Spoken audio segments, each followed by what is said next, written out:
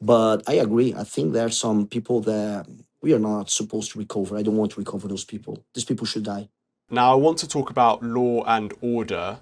In Britain, we've imported millions of migrants from the third world, and many have suggested this has led to a breakdown in law and order, a breakdown in social trust.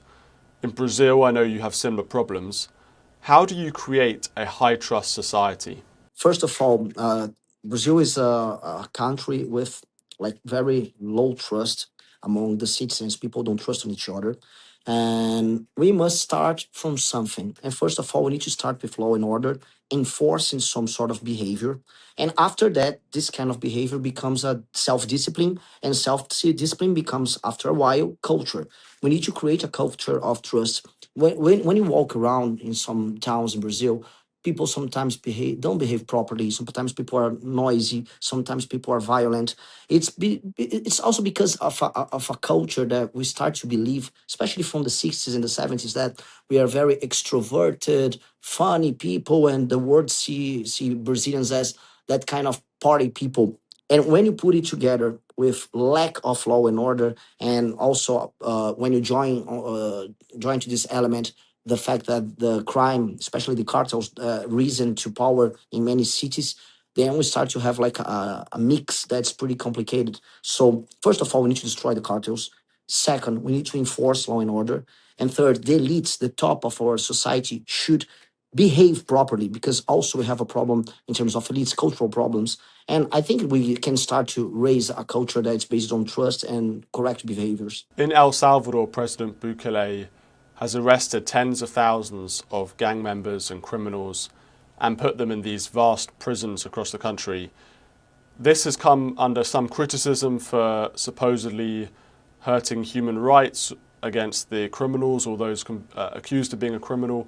Would you copy President Bukele's sort of system and apply that to Brazil?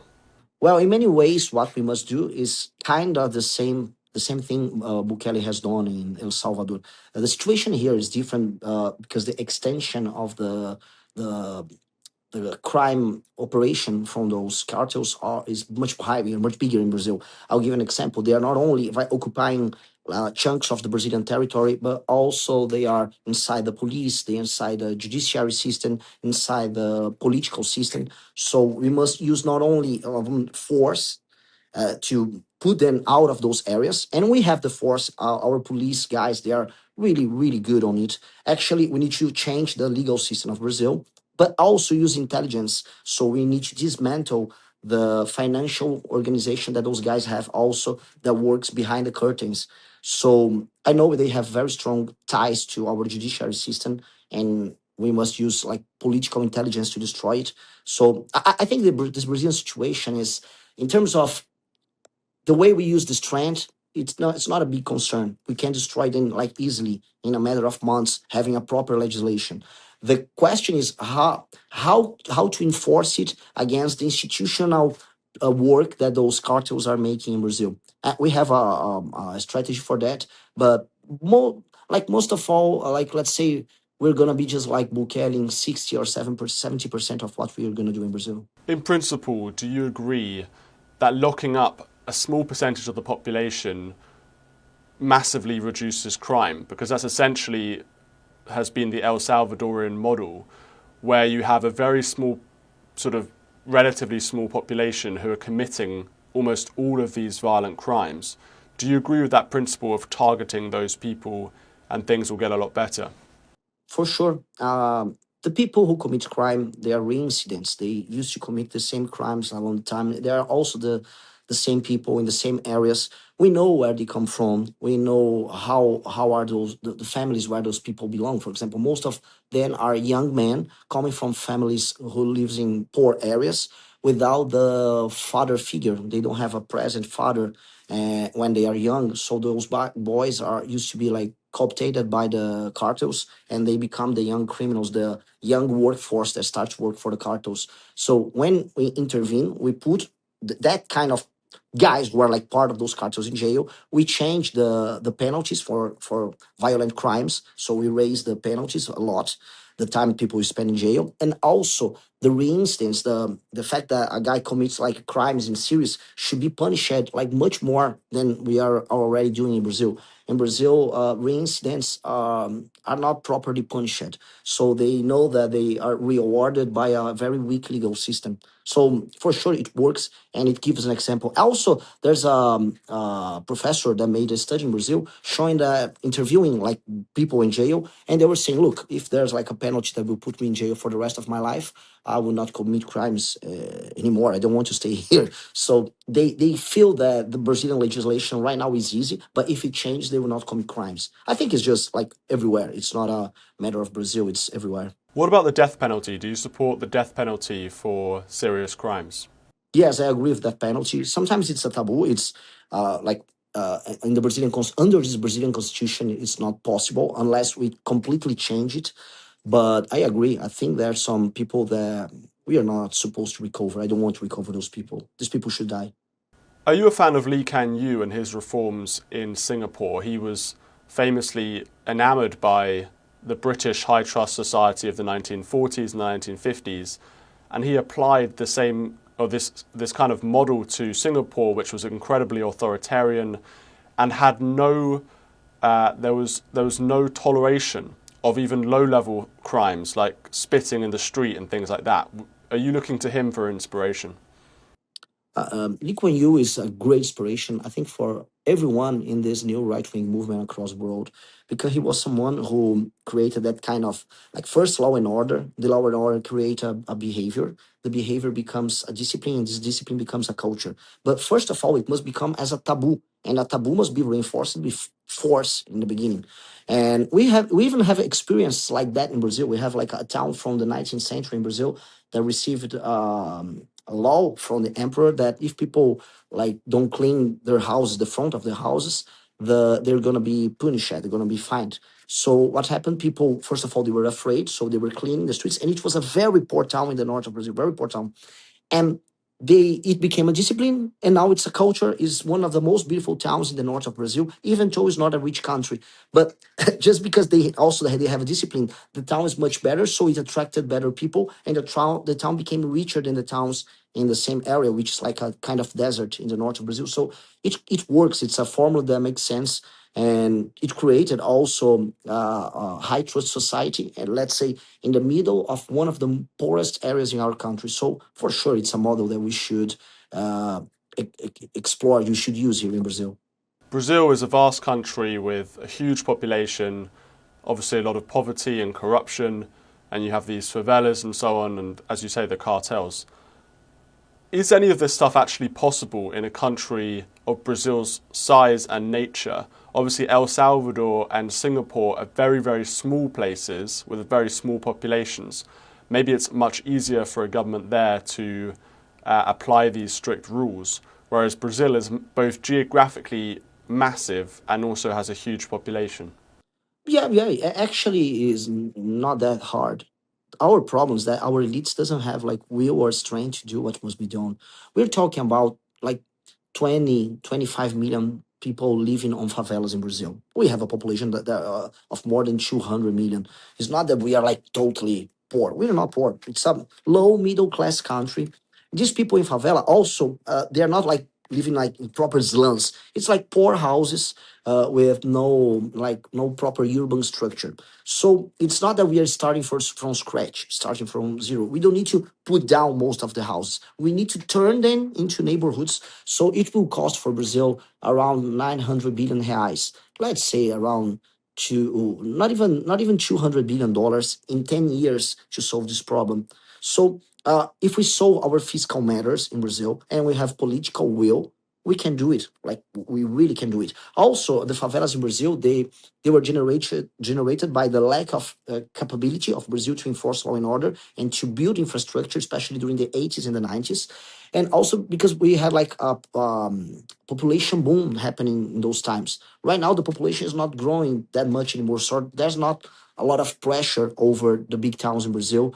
Like so, people are not like building new favelas all around. So like we have time, we have technology, but we don't have political will in Brazil. There's a problem that we start to believe that we are favela. You know, there's all those foreigners like traveling to Brazil. They come say, "Oh, the football it comes from favela. Favela is our culture. Look how cool Brazil is." And even the foreigners they start to behave like favela people here. So it's bizarre. We are not favela people. Brazilians are like a hardworking people.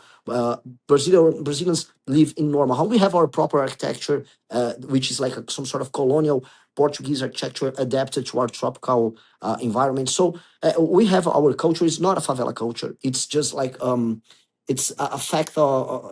It's a matter of a country that starts to believe that its problems they have some sort of inner strength, which is not true. It's just a problem, and we must solve it. What about freedom of speech in Brazil? Can you sort of say your mind? Are you worried about being targeted? I know that you're running for the presidency later this year. Are you worried about being targeted by the authorities? Well, we don't have freedom of speech at all in Brazil. Brazil is one of the most complicated countries in those terms, and it's even bizarre because we were always a country like where people were making jokes about everything. It was always a free country in many ways, free in many subjects, sexually free and anything. But this woke, how can I say, woke bullshit. I don't know if it's a proper or correct thing to say as a candidate, but this woke bullshit became like very strong on the judiciary. They became part of what Curtis Yarvin says, the cathedral. So the cathedral enforced it in the whole country. And also they enforced it over the social media company, those big tech companies like Meta, Google. So sometimes you produce a content on the internet and it just vanishes, it disappears. They just put it down. I can't say that it's that hard as in Britain. In England, things are worse from what I've heard. But in Brazil, I think in the so-called West, because Brazil is not properly West, but let's say it's part of our West influence sphere. It from the first place in terms of uh, lack of freedom of speech comes Britain, second Brazil. And you mentioned Britain. When you look at Britain's immigration policies, like I mentioned before, bringing in millions of people from Africa and Asia, from very poor third world countries, do you think this is a good idea? Do you think that Britain should be, and other Western countries, should be importing these very poor migrants into their nations? No, you guys are just killing yourselves. It's a suicidal strategy. I don't even know how come all this discussion just became common right now. The first time I went to Europe, and I've been in Britain as well, I could see this cultural problem, let's say, about those immigrants, those problems with violence you guys were having. But not only in Britain, I saw in Germany, I saw in Sweden, I saw in Denmark.